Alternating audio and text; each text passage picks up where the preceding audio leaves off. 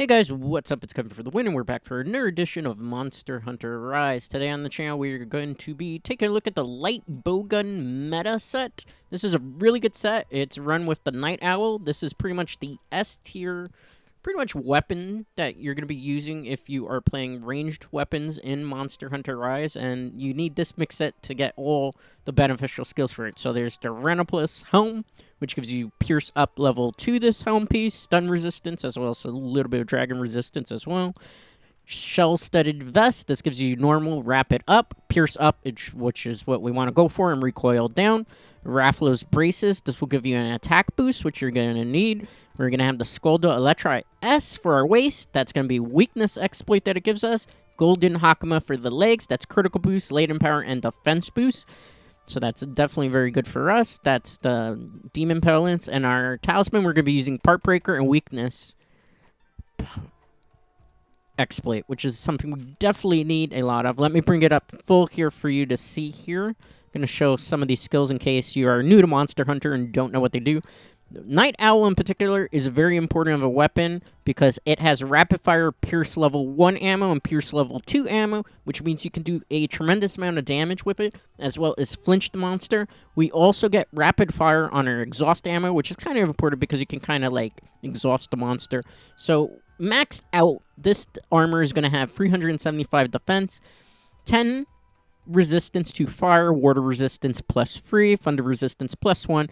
It cannot really take a bath, so to speak, and it doesn't like to deal with dragons. As for the skills, attack boost level 4, which gives us +5% to attack and a bonus +7.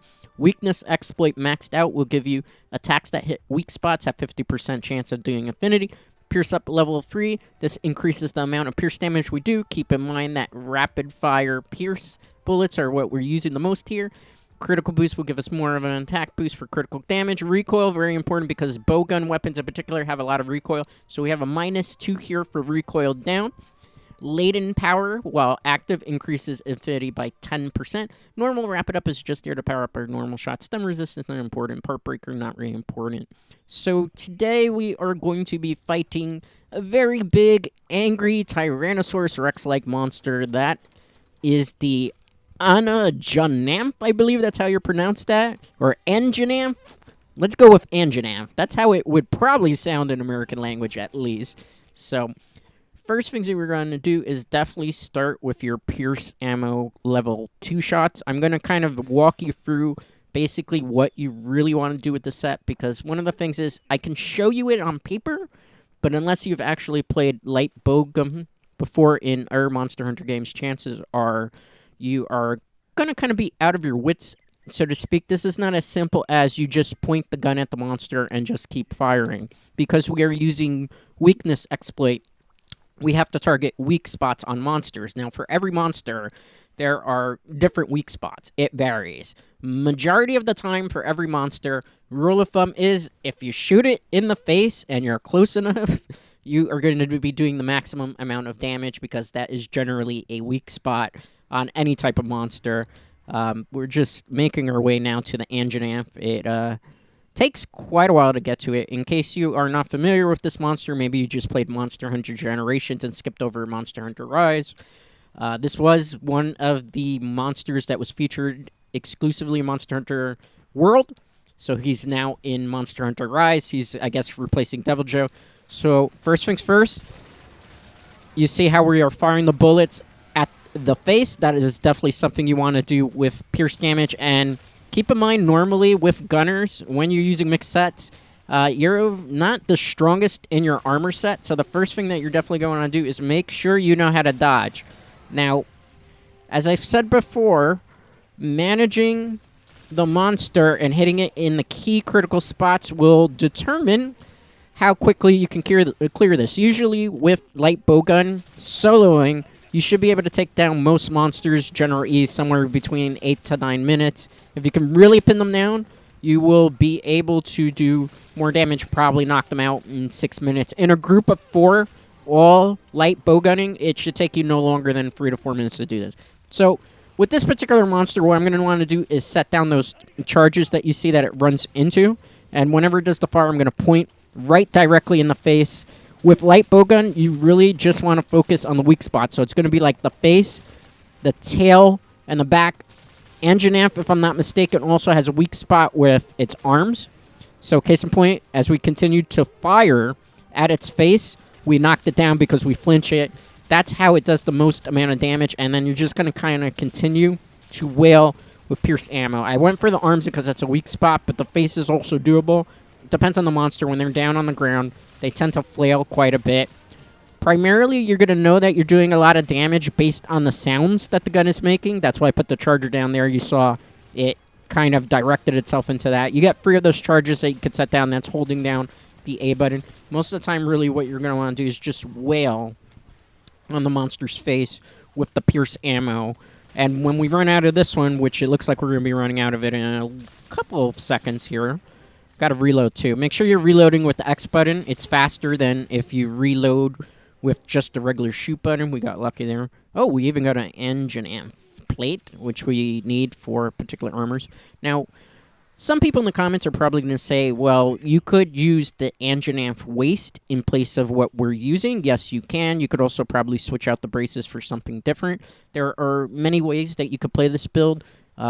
Weakness exploit is probably the better route to go, because usually if you're shooting something in the face, as I mentioned before, that is a weak spot. If you shoot something usually in the tails, and particularly sometimes in the stomach area, that tends to be weak spots.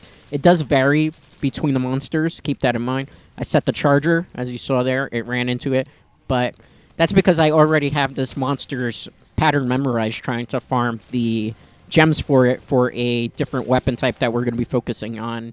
Ironically, that will be Thursday's video where we're doing bow. Okay, so see, I broke a part that actually is based on the fact that we're using Pierce ammo. Pierce ammo, basically, as its name states, pierces through skin. It will pierce through pieces of the face. So, like, if it has a nose, particularly this monster's nose can be broken. Faces generally can be broken in Monster Hunter. Pierce ammo is the way to go with it. That's why I use Pierce ammo as opposed to some of the ammos. So he's going to probably go fire. Okay, so I'm going to point the gun at the face area. Unfortunately, it's not very exhausted. I could use my exhaust ammo. I am saving that for when I start running out of regular Pierce ammo. As you see, we're in Pierce ammo level 1. That is still doing rapid fire. When I go to Pierce ammo 3, I don't have rapid fire anymore. So that's why you want to start with your rapid fires first and aim for critical spots like the face or particularly the hands. Particularly with this monster, he's got a very big face, so it's very easy target, so to speak. You do get to strafe around, too. That's something that's really great in Monster Hunter Rise. In Monster Hunter Generations, you couldn't really strafe around. You had to dodge. Again, since we're targeting the face with the Pierce ammo, we are generally going to be able to knock down the monster after it's sustained a great amount of damage. I am targeting the face here. Keep in mind, every one of these hits is targeting a weak spot, so weakness exploit is continuously going off. And since we were at full health, latent power was going off as well. And we also have, obviously, the attack boost level 3, which is doing more damage. All these things trickle up. Pierce ammo is really just about flinching the monster and trying to keep it locked in one particular spot. It's easier when you're doing this online with a group of 4. When you're soloing it, though, you still can pretty much kind of lock down the monster if you have its pattern memorized. Case in point, he's going to do the double swipe here, so I just keep running instead of firing. I'll set the charge down there. I'm going to continue to fire it. I'm trying to lead him into the charge, case in point there. This is basically a strategy you want to incorporate with most monsters. A little easier to do it here. I'm going to set the charge here because he's going to get angry and try to charge at me. Case in point, you see there, I should probably dodge. I did not dodge there. I could have dodged backstep there. So that's kind of my mistake there. He's going to do 2 swipes here. Okay, reloaded. As you see now, I'm running out of Pierce ammo level 1. So what I'm going to do is I'm going to kind of switch it up a bit. I'm going to start with Pierce ammo freeze. And if I see that I get into a vicarious position, then I will switch to exhaust ammo just to make it a little bit exhausted. All right, he's running away, so that's a telltale sign that he's almost dead. I would say probably about another minute to 2 gunning him and just keeping him locked down, and that will be super fast clear time. If you're doing, like, blade weapons, on average, you're probably going to take around 10, 12, sometimes 15 minutes to take down the monster. That's why people prefer doing gunning. I switched to exhaust ammo here. I do get rapid fire. There's only a couple shots. The reason I'm doing it is I want him to get exhausted so I can just kind of pin him down. And then when I pin him down, I'll just switch to Pierce Ammo. As you can see, he's already getting a little lethargic. If I completely empty the exhaust out, he'd be like really stuck in one place, drooling. That's how you know that they're exhausted. But I gotta switch it up because I gotta do some damage here. I'm trying to get as fast of a time possible. He's enraged. Okay, he's gonna do his double swipe, so we're just gonna keep dodging. I'll pull out my weapon here to reload. Then we start firing again. We're gonna just unload on the Pierce ammos, but since it's not rapid fire, we have to be a little bit more cautious here.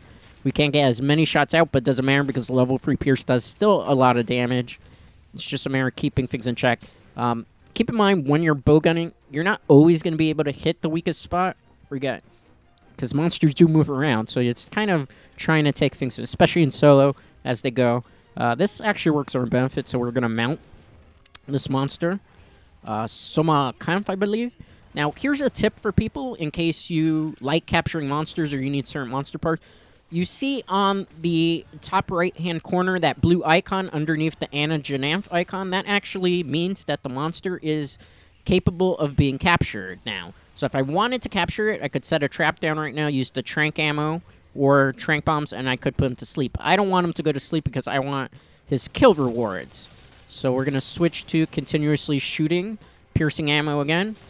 He's pretty much enraged, but you see he's kind of a little sluggish, so he's exhausted. He's going to start limping away. Now, the good thing about gunners is we can just keep throwing out those bullets, and we can prevent him actually from making it back to the lair, which is what we do. Yep, we did it right here. So we took out the monster. We didn't take any carts. That was probably under 10 minutes of a clear time in Light Bowgun, and that basically is how Light Bowgun operates.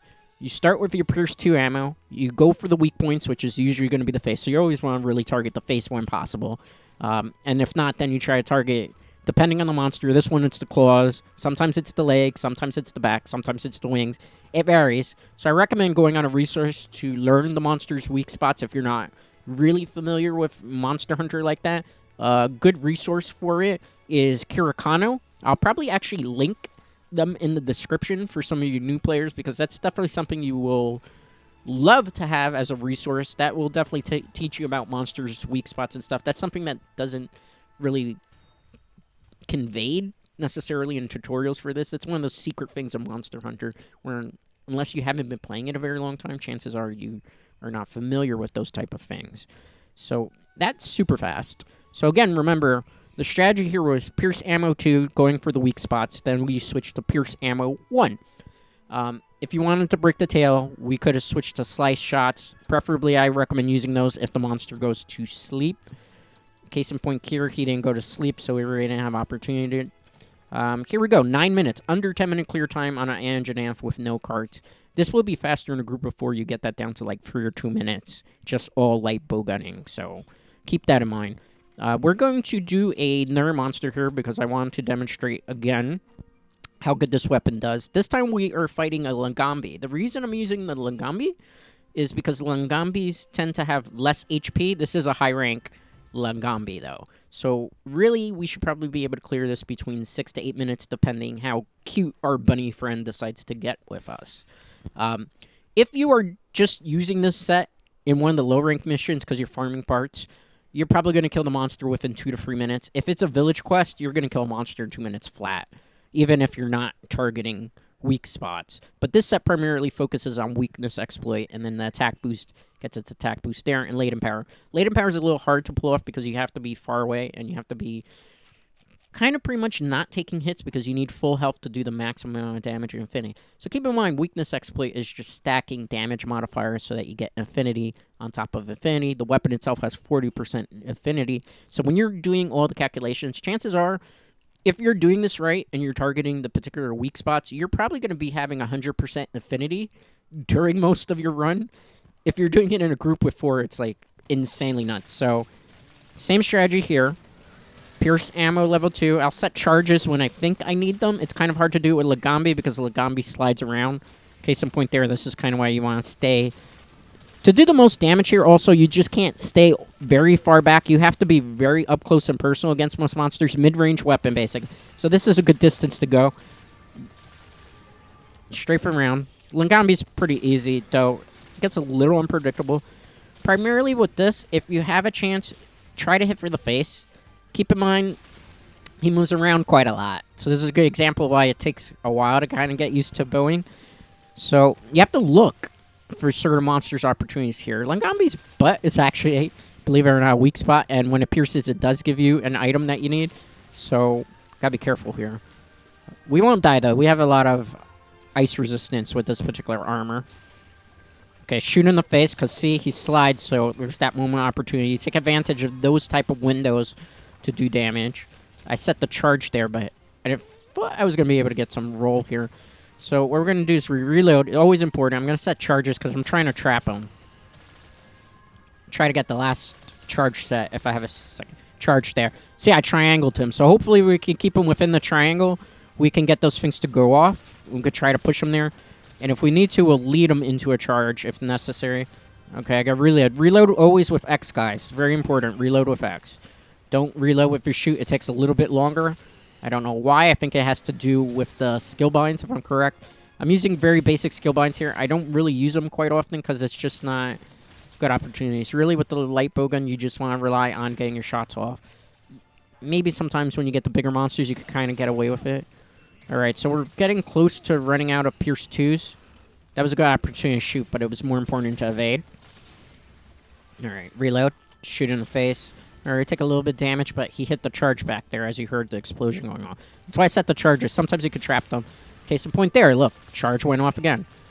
It's just leading them. If you could kind of, for this monster, go a triangular position, you could basically do what's considered boxing in. So we're going to unload these again. I'd like to aim at the face, but sometimes the monster's too mobile, so you just try to go for the chest and stomach area, which sometimes a monster's weak spot. Not really Lagambi. Lagambi's face and his ears in particular are his weak spots, because obviously he uses ears. You could throw sonic bombs, actually, to stun him. Unfortunately, I did not carry any sonic bombs with me this time. Alright, so using our Palamut to just get some distance here. Alright, so I'm going to hop off here. I'm going to reload before I start engaging. Very important to do that. And then I'm going to just continue to target the face. We're running out of Pierce ammo, so I'm going to fire one more shot off. Alright, I don't really want to use my Pierce Freeze, so I'm going to switch to Pierce 1 to continue the rapid fire, so that way we could do the most damage. Then we kind of use the Pierce Free ammos as a last resort. If you want to, and you know the materials that make Pierce level 1, okay, this is a perfect position. Since he fell over, we're just going to stand right here, and we're just going to constantly unload Pierce ammo to break the ears. As you saw, the ears broke very fast. Why is that? Because Pierce ammo does those things. Also, we have Heartbreaker level 1, which helps a little bit to be able to get those part breaks, which is why we're using. Kind of got a little bit lucky, because I got a weakness exploit level 1 with a part breaker level 1. Unfortunately, no slots. When you're going for your weakness exploit talisman, my recommendation is try to get a level 1, get a level 2.